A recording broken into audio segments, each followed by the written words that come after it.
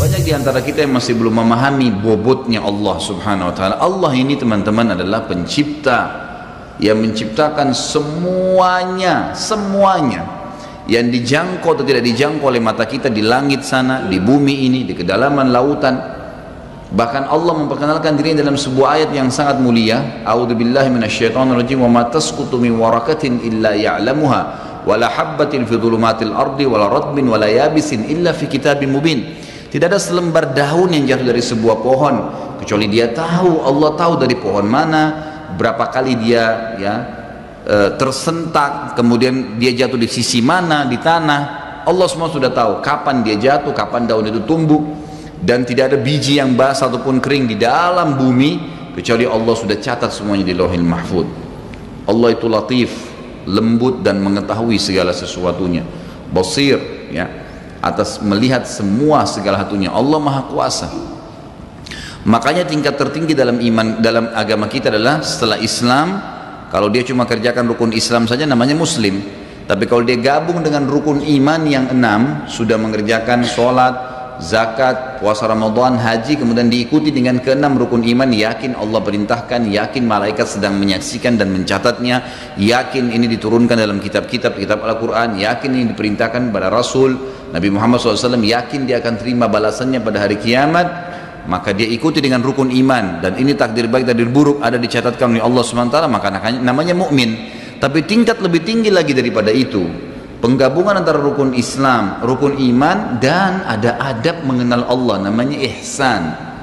Ihsan itu apa kata Nabi SAW? An ta'budallaha ka'annaka tarah, fa in lam takun tarah fa innahu yarak. Engkau menyembah Allah seakan-akan engkau melihatnya, dan kalau kau tidak melihatnya, yakinlah dia sedang melihatmu. Selalu merasa dikontrol oleh Allah Subhanahu wa taala. Kalau ada di antara Bapak Ibu yang bertanya pada saya, Ustaz, saya sudah coba khusyuk tapi tidak bisa, masih terasa kayak ada hambatan-hambatan, apa kira-kira sebabnya? Jawabannya cuma satu. Bapak Ibu masih memiliki dosa yang menghambat itu. Selama dosa masih ada, yakinlah tidak akan pernah bisa khusyuk. Nggak bisa. Makin banyak dosa itu, makin berlipat-lipat, makin diulang-ulang setiap hari, maka makin jauh dari Allah Subhanahu wa taala. Seperti orang yang tenggelam ke dalam lautan, belum keluar ke dasarnya, dia kemudian menelan lebih banyak air, maka makin tenggelam dan bisa meninggal dunia. Seperti itulah orang yang berbuat dosa.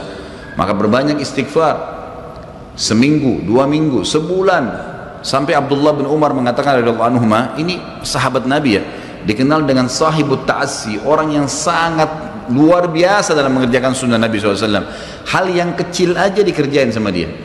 Sampai Abdullah bin Umar, saya pernah ceritakan kalau masih ingat kisahnya, bagaimana beliau memberhentikan 70 kafilah haji di zaman pada saat Nabi SAW sudah meninggal, di zaman pemerintahan ayahnya Umar bin Khattab radhiyallahu anhu ajma'in. Beliau pernah memberhentikan 70 kafilah haji, lalu kemudian beliau bilang, berhentilah di sini, tunggu sebentar dan lihat apa yang saya lakukan.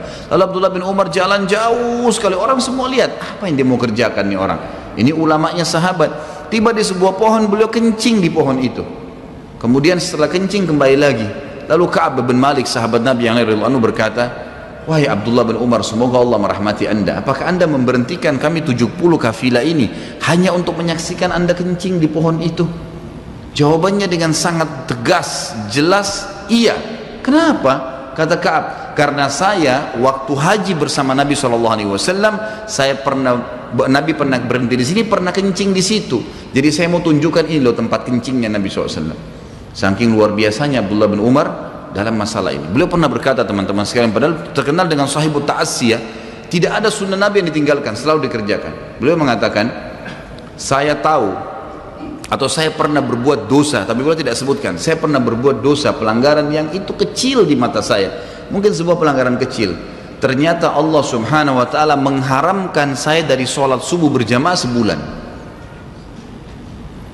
Jadi kalau ada orang di antara bapak-bapak yang sholat subuh kebablasan tidur, itu ada dosa.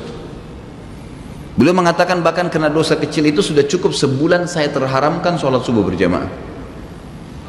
Ada di antara mereka mengatakan juga, di antara para sahabat dan ulama tabi'in, saya gabungkan perkataan-perkataan mereka, banyak di antara mereka yang mengatakan, dan hampir sama semuanya. Mereka mengatakan, kami tahu ya, atau saya mengetahui perubahan, ada dosa yang saya lakukan pada saat terjadi perubahan pada pasangan saya. Suaminya kah marah-marah, istrinya kah buat ulah, anaknya kah buat ulah, itu berarti permasalahan ada dalam diri dia. Mereka mengatakan, saya tahu ada kesalahan dosa yang saya kerjakan dengan Allah Azza wa Jal pada saat terjadi perubahan di pasangan hidup saya, anak-anak saya, dan tunggangan saya. Kuda mau dinaikin jadi masalah, kita mau starter mobil pagi, mati mesinnya, ada saja masalah. Itu berarti ada kendala-kendala berhubungan dengan masalah dosa. Lihat bagaimana pekahnya mereka menjaga hubungan dengan Allah Azza wa Jal. Seseorang di antara mereka seperti hadis Nabi SAW yang berbunyi, orang mukmin kalau berbuat dosa kecil saja, maka dia akan melihat seperti sebuah gunung yang berat di punggungnya. Sementara orang munafik kalau dia berbuat dosa besar, dia hanya melihat seperti seekor lalat yang hinggap di hidungnya lalu diusir seperti ini. Kiat teman-teman sekalian untuk dekat dengan Allah Subhanahu wa Ta'ala adalah kata kuncinya paksakan ibadah dan paksakan tinggalkan dosa. Harus dipaksa, harus kita paksa jiwa kita ini. Cambuk jiwa itu, cambuk dengan ilmu dan keimanan. Mulai sekarang saya mau on time sholat di masjid, tidak mau ketinggalan apapun konsekuensinya, paksain. Sesuatu kalau sudah dipaksakan dan menjadi sebuah kebiasaan akan enak dikerjakan otomatis. Tapi kalau kita kendor, sesekali saja dikerjakan, maka akan luluh seperti biasa umumnya. Begitu pula dengan dosa, paksain diri untuk tinggalkan. Lihat yang haram, turunkan pandangan. Mau beli sesuatu, tahan tangan itu supaya tidak beli, paksa. Nggak ada masalah kok, tangan kita nggak putus kalau kita nggak beli DVD film yang tidak benar misalnya. Nggak masalah kok, kuping kita nggak copot kalau kita nggak dengar musik misalnya. Alihkan ke Al-Quran. Setan goda, lawan. Jangan terus menerus kendor, imannya seperti kerupuk, sedikit diramas sudah hancur. Ini jangan. Sampai kapan Bapak Ibu mau terus berlale-lale dalam jauh dari Allah SWT? Sementara iman itu levelnya sangat jauh, makin kental, maka makin terus. Sampai para ulama mengatakan kenikmatan iman akan terus dirasakan oleh seorang hamba selama dia terus mendeteksi dirinya dan juga dia berusaha bermuhasabah setiap detiknya. Ini sudah ketaatan bukan? Ini sudah ketaatan bukan? Ada kemaksiatan ditolak sama dia, harus begitu. Dan harus kita mulai dengan diri kita sendiri dengan cara memaksanya. Nggak bisa nggak. Kita kalau nggak paksa nggak mungkin. Harus Bapak Ibu sekalian. Orang lain telepon nanti kita atau lihat perubahan, kamu alimnya. Ingat, majelis ilmu seperti ini Bapak Ibu sekalian, saya sering ulangi kalimat ini. Saya nggak datang jauh-jauh dari rumah saya ke sini untuk menghibur Bapak Ibu cerita dongeng atau hibur Bapak Ibu dulu sini sejam 2 jam. Ini bukan, ini kita sedang bahas wahyu. Wahyu ini penyampaian dari Tuhan, Allah pencipta langit dan bumi untuk membawa pada perubahan. Kalau Anda hadir di majelis ilmu dan Anda pulang setelahnya terasa, ya kenapa ya saya kayak merasa ada beban nih, kayak saya merasa bersalah, kadang-kadang kita menangis. Itu semua peringatan dari Allah Subhanahu wa Ta'ala. Ambil, oh ini berarti kebaikan, itu kebaikan. Karena Allah mau dengan perasaan itu kita berubah. Ada perasaan untuk berbuat dosa jadi takut karena sudah hadir di pengajian, itu tanda keimanan. Termotivasi untuk mengerjakan ibadah, hadir lagi di majelis, iya. Begitu teman-teman lihat kamu alimnya sekarang, iya alhamdulillah, saya sangat bersyukur sama Allah. Jangan malu ucapin itu. Alhamdulillah saya berubah, saya merasa luar biasa, saya bersyukur sama Allah karena Allah masih bisa berikan keselamatan saya sebelum saya meninggal. Mudah-mudahan kamu juga bisa rasainnya keimanan saya. Motivasi dia supaya dia mau ikut. Ini enggak, kamu sekarang alimnya, masa pakai jilbab begitu, kenapa kamu pelihara jenggot, masa azan harus selalu ke masjid. Kemudian, oh iya ya, udah sini aja sholat sama saya. Kendor, sholat di rumah. Kendor, ganti lagi kembali jilbabnya jilbab gaul, dan seterusnya. Ini sampai kapan kita mau tergoda nih kira-kira? Waktu terus berjalan. Ingat, setiap peluang ibadah, Bapak Ibu sekalian ingat, Allah peringatkan Anda dan saya seperti cuma ini, penyampaian. Dan kita yang mengubah diri kita. Tidak mungkin saya mengontrol Anda satu-satu di rumah Anda, atau tidak mungkin Allah Subhanahu wa Ta'ala menurunkan tangan dari langit. Tetapi Allah Subhanahu wa Ta'ala memberikan kepada kita penyampaian dan berikan hati nurani untuk bisa menyentuh hati nurani kita agar kita melakukan, ya, mengerjakannya. Harusnya begitu. Jangan pernah malu untuk berubah menjadi orang lebih baik. Yang malu itu kalau kita menjadi orang lebih buruk. Ingat, peluang-peluang ibadah yang Anda sudah sia-siakan, wallahi Bapak Ibu sekalian, demi Allah Anda akan sesali nanti.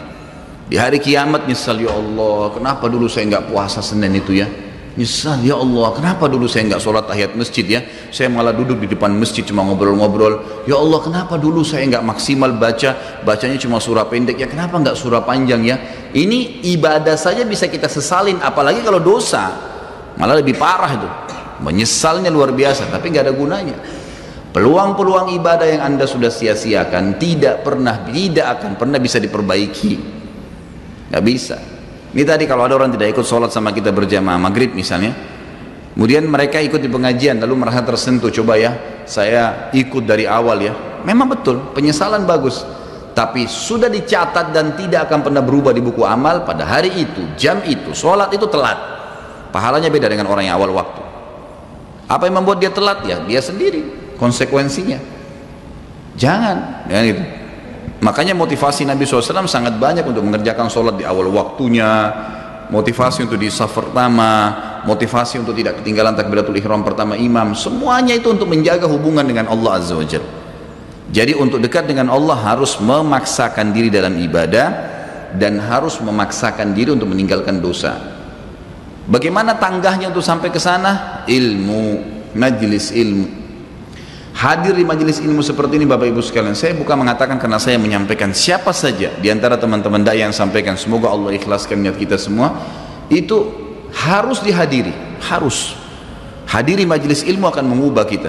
Kalau tidak, dengar, bawa Walkman, bawa headset, bisa dengar di HP kita. Sekarang bisa daripada kita nonton, orang banyak habisin pulsanya hanya nonton YouTube hal-hal yang tidak ada manfaatnya. Nonton ceramah tuh, dengarin sambil belanja, sambil macet di jalan, pasang headset di kuping, kemudian kita dengarin ceramah-ceramah itu. Tambah ilmu dengan ilmu, tidak ada kata cukup. Kata para ulama salaf, ilmu itu, ilmu syar'i yang merupakan tangga membawa kita kepada hubungan dengan Allah yang sangat baik, karena dengan keimanan akan muncul, iman akan muncul dengan ilmu itu, ya dia akan memberikan setengah hidupnya dengan cara kita membayar dia dengan seluruh hidup kita.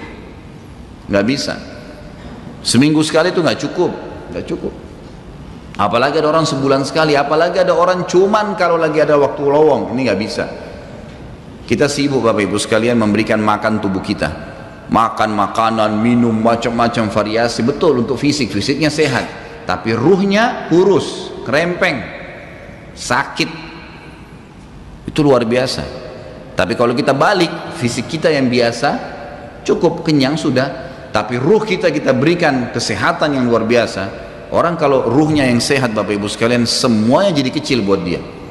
Julaibib radhiyallahu anhu sahabat Nabi itu, saking kecilnya badannya itu sampai diangkat oleh Nabi SAW dengan satu telapak tangan karena kecilnya badannya. Tapi di perang ya Uhud dia bisa membunuh 7 orang kafir. Tidak ada hubungannya dengan kecil badannya, tapi ruhnya kuat, besar. Waktu Nabi SAW balik dari perang Uhud dan terkalahkan oleh orang-orang kafir Quraisy dengan hikmah Allah Subhanahu wa taala, semua sahabat waktu itu mati syahid 70 orang di Uhud, sisa 630 orang bersama Nabi SAW, semuanya terluka, dan minimal luka sahabat waktu itu minimal 7 luka, sabetan pedang, hantaman tombak, sobekan, pokoknya luka semua sahabat. Sampai ada sahabat sudah nggak bisa jalan karena kakinya sobek, punggungnya sobek, dinaikin di kuda, tiba di rumah tinggal dibaringin. Lihat bagaimana para sahabat mengetahui bagaimana hubungannya dengan Allah Subhanahu wa taala dengan ilmu yang sudah tertanam yang Nabi SAW tanamkan dalam hati mereka, bisa mengubah segala sesuatu. Subhanallah, tiba pulang menjelang maghrib ke kota Madinah, istirahatlah para sahabat ini, mereka lagi obatin obat luka mereka. Nabi SAW dapat wahyu menyuruh Nabi SAW dan para sahabat keluar mengejar Quraisy. Quraisy ini jumlahnya waktu itu ya 1000 orang, 3000 orang pasukan Quraisy, yang terbunuh cuma sekian belas saja mereka. Dan mereka sudah merasa bangga dan pulang ke kota Madinah, pulang meninggalkan Madinah, karena Uhud itu dekat Madinah. Kemudian mereka bangga dengan itu. Keesokan paginya habis sholat subuh kata Nabi SAW, wahai sahabat-sahabatku, Allah Azza wa Jalla memerintahkan kita untuk mengejar Quraisy. Maka pulanglah masing-masing kalian di suku kalian, lalu motivasi siapapun yang ikut kemarin di Uhud, semua mau sakit, mau enggak, mau luka, mau enggak, tapi ini luka semua nih, minimal punya 7 luka ya. Kita kadang-kadang mungkin kuku kita kecabut aja sudah susah ke masjid, ini sabetan pedang, sobek, rusak semua tubuh mereka. Dikatakan dalam riwayat sampai para sahabat ada yang tidak bisa ngomong karena sudah kesakitan yang luar biasa. Kata Nabi SAW, semua yang ikut di Uhud kemarin keluar lagi, 630 orang semua harus keluar. Bagaimana caranya? Pokoknya ngumpul keluar, perintah Allah. Coba bayangin, kita kadang-kadang habis olahraga saja capek, diajak keluar sama istri atau diajak keluar sama suami, kita sudah nggak mau keluar. Capek biasa olahraga. Atau mungkin penat, capek duduk di kantor mau istirahat. Ini habis perang, badannya disabet-sabet, diajak berperang lagi nih. Apa yang terjadi teman-teman sekalian? Pulanglah pimpinan-pimpinan suku sahabat ini, dimulai dengan Sa'ad bin Mu'adz radhiyallahu anhu, sahabat Nabi yang mulia. Luar biasa ini. Orang ini pada saat meninggal, kata Nabi SAW, goncang arsy-Nya Allah dengan meninggalnya Sa'ad. Sa'ad pulang ke kaumnya lalu berkata, wahai kaumku, sesungguhnya Nabi SAW menyuruh kalian untuk kembali menyerang Quraisy. Pada saat itu mereka lagi kumpul saling ngobatin luka, dan di depan mereka yang saling ngobatin luka itu adalah Usaid bin Khudair, sahabat Nabi yang mulia. Ini sahabat Nabi yang satu dari Aus ini, kalau membaca Al-Quran malaikat turun dari langit dengarin bacaannya. Luar biasa. Lagi ngobatin lukanya sambil dia berkata, waktu dikatakan Nabi SAW menyuruh kalian mengejar Quraisy, kata Usaid bin Khudair lagi ngobatin lukanya, sami'na wa ata'na, kami dengar dan kami patuh, ditinggalin lukanya. Lalu seluruh suku itu saling nopang satu sama yang lain, mendatangi masjid Nabi SAW untuk ikut berperang lagi. Nggak ada satupun yang tinggal. Ada yang luar biasa, saya terus terang nangis waktu dengar kisah itu. Luar biasa, dua orang anak muda Ansar, saya setiap kenang kisah ini selalu nangis, nggak bisa tahan karena luar biasa. Anak dua orang ini belasan tahun umurnya, dan dua-duanya nggak bisa jalan, Bapak Ibu sekalian, nggak bisa jalan. Luar biasa. Sudah sobek kakinya, sobek punggungnya, bahkan dikatakan di bagian leher ada irisan, di bagian lehernya ada irisan, gitu kan. Kesakitan. Dua-dua ini diturunkan dari kuda, ditidurkan, adik kakaknya. Tapi saya tidak ingat, namanya tidak disebutkan dalam kisah, tapi ini kisah luar biasa. Dan kemarin kebetulan Imam Masjid Haram atau saya lagi umroh nyebutin kisah itu juga. Hampir satu masjid orang menangis mendengarkan kisahnya. Dia mengatakan, waktu sampai ke telinga adik kakak ini umurnya belasan tahun ya, di bawah 20 tahun. Kalau Nabi SAW memanggil seluruh yang hadir di Uhud untuk kembali berperang. Ini mereka nggak bisa jalan nih. Si kakak bilang sama adiknya, kita nggak bisa tinggal di sini nih. Rasulullah SAW sudah memanggil kita untuk menjawab panggilan Allah. Kata adiknya, bagaimana caranya kita merangkak? Bagaimana caranya kita ke sana? Nggak ada yang bisa nopang. Ini berdua lagi sakit. Mereka cuma tinggal sama ibunya. Lalu berkata si kakak, sekali saya seret kamu, sekali kamu seret saya. Mereka saling seret satu sama yang lain, Bapak Ibu sekalian, sampai di hadapan masjid Nabi SAW. Lihat bagaimana iman mereka kepada Allah Subhanahu Wa Taala, luar biasa, gitu ya. Dan ini tidak bisa kecuali kalau dipaksakan. Kalau tidak dipaksakan nggak bisa. Semoga Allah Subhanahu Wa Taala jadikan kita orang yang selalu memaksakan diri untuk ibadah. Karena kalau tidak, kita nggak paksakan, kita akan mati dalam keadaan konyol dan menyesal, karena tingkatan-tingkatan di surga akan hilang, percuma, gitu. Baik, saya bacakan pasal kedua. Adab terhadap Allah Subhanahu wa taala. Seorang muslim hendaknya melihat segala sesuatu yang telah diberikan Allah kepadanya dengan tiada terhingga, yakni berupa kenikmatan yang tak terhitung. Terlindungnya dia pada saat menempel di dalam rahim ibunya, ketika berupa nutfah atau air mani, menentukan perjalanan hidupnya hingga hari bertemu dengan Rabb-Nya Allah Azza wa Jal. Hendaknya ia bersyukur kepada Allah atas nikmat itu dengan lisannya, yakni memuji dan menyanjung Allah secara semestinya. Juga bersyukur kepada Allah dengan anggota badan, dengan cara menggunakannya di dalam ketaatan kepada Allah Subhanahu wa taala. Karena mengingkari nikmat, tidak mengakui kelebihan yang diberikan Allah, mengingkarinya beserta kebaikannya, bukanlah termasuk adab kepada Allah. Sebagaimana Allah berfirman dalam surah An-Nahl ayat 53, A'udzubillahi minasyaitonirrajim. Wa ma bikum min ni'matin faminallah. Dan apa saja nikmat yang ada padamu maka itu dari Allah datangnya. Dalam surah An-Nahl ayat 18 Allah berfirman, A'udzubillahi minasyaitonirrajim, wa in ta'uddu ni'matallahi la tuhsuha. Dan jika kalian menghitung-hitung nikmat Allah, maka kalian tidak akan mampu untuk menghitungnya. Begitu banyak nikmatnya Allah, Bapak Ibu sekalian. Kita berbuat maksiat, pelanggaran-pelanggaran, tapi Allah masih bisa memberikan kita oksigen gratis, cahaya masih bisa ditangkap oleh mata kita, telinga kita masih bisa menangkap suara sehingga mengetahui apa yang diinginkan oleh kita. Setelah bertahun-tahun berbuat dosa, dengan taubat kepada Allah, Allah bisa ampuni. Itu luar biasa. Nikmat Allah tidak bisa terhitung. Rugilah orang-orang yang tidak menyembah Allah Subhanahu wa taala. Dan kalau seandainya, kata Ibnu Taimiyah rahimahullah, Orang-orang yang bermaksiat kepada Allah itu tahu bagaimana nikmatnya keimanan yang ada dalam hati kami ini, sehingga kami bisa menangis dan kami bisa merasakan dekatnya dengan Allah, bahkan merindukan surga dan selalu merasa diri jauh dari neraka. Maka niscaya mereka akan membelah dada-dada kami dan mengambil keimanan itu, karena mereka tidak akan pernah merasakannya. Keimanan akan membuat makanan sederhana menjadi mewah, tidur di tempat yang biasa akan menjadi nyaman, bahkan cobaan seberat apapun menjadi kecil buat kita, karena keimanan kepada Allah Subhanahu wa Ta'ala. Dan itu sebuah nikmat, itu hanya bisa dirasakan kalau kita betul-betul memaksakan diri beribadah kepada Allah Subhanahu wa Ta'ala. Allah berfirman dalam surah Al-Baqarah 152 dari selanjutnya, A'udzubillahi minasyaitonirrajim, fadhkuruni azkurkum washkuruli wala takfurun.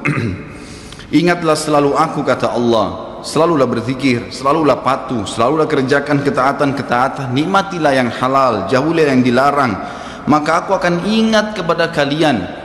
Bayangkan kalau seorang presiden mengingat kita, bagaimana bangganya kita disebut-sebut nama kita di hadapan orang-orang yang di sekitarnya. Bagaimana dengan Allah pencipta langit dan bumi yang mengingat kita. Dan bersyukurlah kepadaku dan jangan kalian mengingkari nikmat-nikmatku. Oleh karena itu, tidaklah beradab jika seseorang lari kepada sesuatu yang tidak memiliki tempat pelarian, bersandar kepada yang tidak memiliki kemampuan apapun, serta bertawakal kepada yang tidak mempunyai daya dan kekuatan. Allah Subhanahu wa Ta'ala berfirman dalam surah Hud ayat 56, A'udzu billahi minasyaitonir rajim, ma min dabbatin illa huwa akhidun binasiyatiha. Tidak ada sesuatu atau tidak ada suatu binatang pun melainkan dialah yang memegang ubun-ubunnya. Allah Subhanahu wa Ta'ala memegang semuanya. Harimau pun yang buas. Demi Allah Bapak Ibu sekalian, kalau anda minta kepada Allah, tidak akan bisa menerkam anda, pasti itu. Api pun tidak membakar Nabi Ibrahim alaihissalam karena memohon kepada Tuhannya api itu. Semuanya bisa berubah dengan hubungan kepada Allah Subhanahu wa Ta'ala. Ini kekuatan yang luar biasa. Seseorang kan sangat tenang hidup dimanapun asal dia jaga hubungannya dengan Allah Subhanahu wa Ta'ala. Dalam surah Zariyat ayat 50 Allah Subhanahu wa Ta'ala berfirman, A'udzu billahi minasyaitonir rajim, fafirru ila Allah inni lakum minhu nadhirun mubin. Bersegeralah kalian kembali kepada Allah, taatilah Allah, sesungguhnya aku sebagai pemberi peringatan yang nyata dari Allah Subhanahu wa Ta'ala kepada kalian. Nabi SAW mengingatkan orang-orang Mekah pada saat mau turun ayat ini. Beliau mengatakan, wahai orang-orang Quraisy, apakah kalau saya mengatakan bahwasanya di luar kota Mekah ini ada pasukan yang akan menyerang kalian, kalian akan percaya apa yang saya ucapkan? Kata orang-orang Quraisy, tentu saja hai Muhammad, karena kami tidak pernah dengar kamu bohong sekalipun seumur hidupmu. Maka Nabi SAW segera menunggangi keadaan tersebut, mengatakan, wahai Quraisy, ketahuilah sesungguhnya saya utusan Allah dan di belakang saya ini ada azab yang menyedihkan, jangan sampai kalian kufur. Jadi Nabi SAW sudah mengingatkan, ikutin ini, nikmatin apa yang diperintahkan, apa yang dihalalkan, jauh yang dilarang, kalian akan bahagia. Hanya itu saja perintah dari Allah Subhanahu wa Ta'ala. Nabi SAW sudah mengingatkan orang-orang Quraisy dan juga jadi pelajaran buat kita. Juga dalam firman-Nya surah Al-Maidah ayat 23, A'udzu billahi minasyaitonir rajim, wa 'alallahi fatawakkalu in kuntum mu'minin. Dan hanya kepada Allah lah kalian harus bertawakal, mengembalikan semua urusan jika kalian benar-benar orang yang beriman. Sisi yang lain, seorang muslim juga harus melihat kepada kelemah lembutan Allah Subhanahu wa Ta'ala kepadanya di dalam setiap urusannya, melihat kepada kasih sayang Allah kepada dirinya dan seluruh makhluknya, lalu berkeinginan kuat untuk mendapatkan tambahan kelembutan dan kasih sayang itu, sehingga dirinya akan selalu merendahkan diri kepada Allah dengan kerendahan yang murni dan dengan doa, bertawassul kepadanya dengan perkataan yang baik dan amal soleh. Kalau kita lagi makan, syukuri alhamdulillah. Dan ingat teman-teman sekalian, saya pernah jelaskan juga, hati-hati dengan hukum syamata namanya. Syamata itu merendahkan orang lain. Kalau ada sesuatu yang tidak ada pada kita teman-teman sekalian, syukurlah kepada Allah Subhanahu wa Ta'ala. Jangan pernah sampai menghina orang lain, karena Allah menaikkan derajat kita justru dengan kita bersyukur. Kata Nabi SAW, kalau kalian lihat aib pada diri seseorang, ucapkanlah alhamdulillahilladzi afani mimma btala bihi wa faddalani ala katsirin mimma khalaqa tafdila. Segala puji bagi Allah yang telah menyelamatkan saya dari apa yang dicobakan kepada orang ini dan mendahulukan saya dengan kelebihan yang banyak dari makhluk-makhluk yang lain. Kita harus seperti itu, dengan syamata. Kata Umar radhiyallahu anhu, apa itu syamata seperti ini? Umar bin Khattab berkata, aku khawatir kalau ada seorang wanita hamil lewat di depanku karena perutnya besar, lalu aku berkata dalam diriku, kenapa ya perutnya seperti itu? Maka Allah menghukumku dengan membuatku hamil, sampai begitu mereka mengatakan, dan berhati-hati sekali dengan kelemah lembutan Allah subhanahu wa ta'ala. Allah lah yang telah membuat binatang yang ada binatang yang indah bulunya, yang bagus tampangnya, dan ada Allah juga ciptakan buruk di mata manusia untuk menunjukkan keajaiban dan kemahakuasaannya Allah. Ada ikan yang indah untuk dilihat, ada ikan yang seperti batu buruk. Kita cuma mengatakan subhanallah yang telah menciptakan yang baik dan buruk, subhanallah yang telah menciptakan yang sehat dan sakit, subhanallah yang telah menciptakan yang putih dan hitam, subhanallah dan subhanallah. Bukan justru kita menghina teman-teman sekalian. Kalau ada sesuatu yang menimpa orang lain yang tidak ada pada kita, syukurilah nikmat Allah subhanahu wa ta'ala, dan jangan sampai kita merendahkan orang lain. Ini semua merupakan adab, kata beliau, terhadap Allah yang menguasainya. Maka bukanlah orang yang beradab orang yang berputus asa dari mencari tambahan rahmatnya yang luas, meliputi segala sesuatu, berputus asa dari kebaikan Allah yang tak terhingga, yang mencakup seluruh alam semesta ini, serta kelembutannya yang tercurah untuk segenap makhluk. Allah subhanahu wa ta'ala berfirman di dalam A'raf 156, A'udzu billahi minasyaitonir rajim, wa rahmati wasi'at kulla syai', dan rahmatku meliputi segala sesuatu. Kata ulama tafsir, hewan pun kalau yang buas kemudian dia menerkam mangsanya lalu dia meminta maaf kepada Allah, maka rahmatnya Allah akan meliputinya. Seseorang membunuh orang lain pun, sebagaimana masuk dalam sebuah hadis, Allah tertawa melihat dua orang yang saling membunuh, kemudian dua-duanya masuk surga. Lalu para sahabat bertanya, ya Rasulullah, bagaimana ceritanya dua orang itu? Kata Nabi SAW, yang satunya mukmin, yang satu kafir. Lalu kemudian si kafir membunuh si mukmin di kancah peperangan, mati syahidlah si mukmin tadi.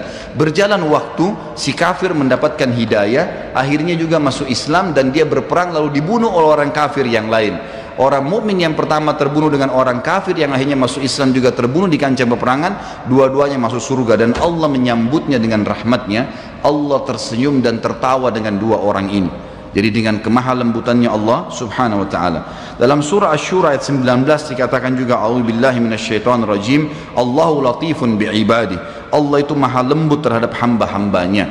Makanya dalam hadis yang lain dikatakan, ma nazala linu fi syai'in illa zana, tidak ada sesuatu dikemasi dengan kelemah lembutan kecuali akan menghiasinya. Dikatakan Allah latif, Allah itu lembut, yuhibbul lutf, dia suka dengan kelemah lembutan, gitu kan. Wa ma nuzi'a min syai'in illa syana, tidak ada sesuatu diangkat darinya kelemah lembutan kecuali akan merusaknya. Tidak ada manfaatnya mencak-mencak, marah-marah tuh, emosi habisin waktu-waktu, kecuali dalam pelanggaran agama saja. Tapi kalau bukan pelanggaran agama, maka jangan, tidak perlu semua. Dikatakan dalam hadis Bukhari, Nabi SAW kalau berhubungan dengan hak beliau urusan dunia, semuanya ditoleransi, tapi kalau sudah berhubungan dengan hak Allah subhanahu wa ta'ala, barulah beliau tegas. Ya, ini sifat Nabi Muhammad SAW. Kita baca dua ayat lagi baru kita tutup. Sudah masuk waktu.